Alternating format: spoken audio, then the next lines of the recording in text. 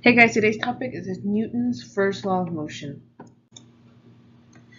So there have been many people that have backed up uh, our theories about motion, but one of the main people is Galileo. So he outspokenly supported the heliocentric solar system proposed by Copernicus. So at that time, it was proposed that planets do revolve around the sun, uh, and Galileo's support of this was not very well taken because people at that time thought that was a crazy idea. And so this and behind many other ideas, um, he suffered trial and eternal house arrest for his beliefs. But he did come up with things that we use today, and so he wasn't completely crazy. He was just being a scientist, and he said a force is either a push or a pull. Very simple. He also brought up a very good descriptor of motion, that is friction. And this is a name given to the force that acts between materials that touch as they move past each other. So he demolished the notion that a force is necessary to keep an object moving. You do not need a force to keep the object moving. If friction were absent, if you didn't have any friction, a ball would move on forever if it was horizontal. He also stated that the tendency of a moving object to keep moving is natural. It will continue to move, and that every object will resist change to its motion. And this resistance of motion is called inertia. And then on that Christmas day that Galileo died, Isaac Newton was born. And at a young age, at 24, he had already developed his laws. And so the first law of motion, or we also call it the law of inertia. So every object continues in a state of rest or in motion unless acted upon by another force. So what is mass? Mass is a measure of inertia, how much inertia we have. And we measure mass in kilograms. Mass is not volume. So which item has more mass? A feather pillow or a car battery? Well, we find out that a car battery has more mass, and that mass is a measure of inertia of an object. So this means, and this brings a good point, is that the more mass you have, the more inertia.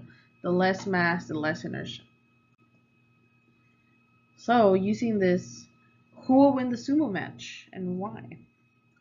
So based on this, we know that the sumo man is going to win this match because he has more mass. So more mass, more inertia. So it's going to be harder to move the sumo man as opposed to the little boy. Again, mass is not weight. Weight is a measure of how much force is acting upon you. So would you have more or less mass on the moon or on the earth?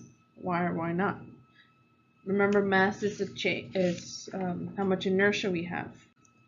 So no, mass would not change. Your mass would not change.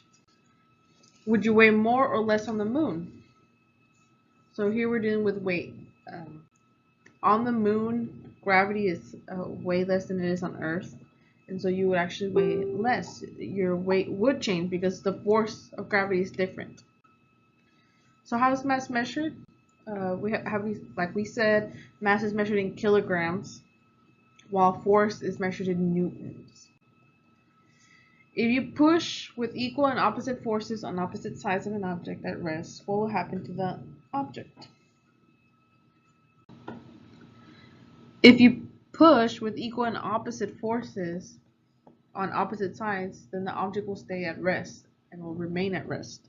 And that's because you're canceling out those forces, and so it's going to stay in the same spot. So net force is a combination of all forces acting on an object.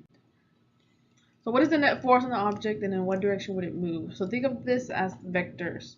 So if you look at the left and the right, we have 100 to the right and 100 to the left.